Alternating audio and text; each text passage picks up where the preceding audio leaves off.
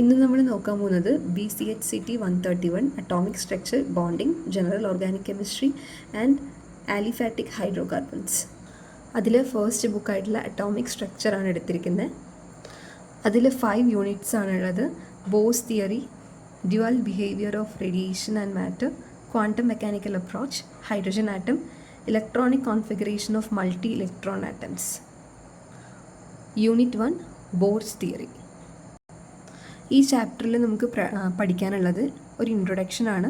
പിന്നെ earlier atomic models, ഡാൾട്ടൻ്റെയും തോംസൻ്റെയും Rutherford മോഡൽസും, പിന്നെ boss atomic model, then calculation, energy, ഇതെല്ലാം calculate ചെയ്യാനും, പിന്നെ ഹൈഡ്രജൻ ആറ്റം സ്പെക്ട്രം ബോസ് തിയറിയിൽ പഠിക്കാനും, പിന്നെ ബോസ് തിയറിയുടെ ലിമിറ്റേഷൻസ് ഒക്കെയാണ് പഠിക്കാനുള്ളത്. സോ ആറ്റം എന്ന് പറയുമ്പോൾ നമുക്ക് എല്ലാവർക്കും പരിചിതമായിട്ടുള്ള ഒരു ടോപ്പിക്കാണ്.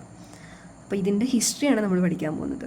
So atomic theory, the atomic theory of the Greek philosopher Leucippus and Democritus held that continuous subdivision of matter would ultimately yield atoms which would not further divided.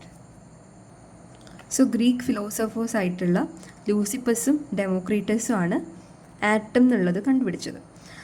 അവർ പറഞ്ഞത് പ്രകാരം അതിനെ ഒരിക്കലും ഡിവൈഡ് ചെയ്യാൻ പറ്റില്ല, which would not be further divided.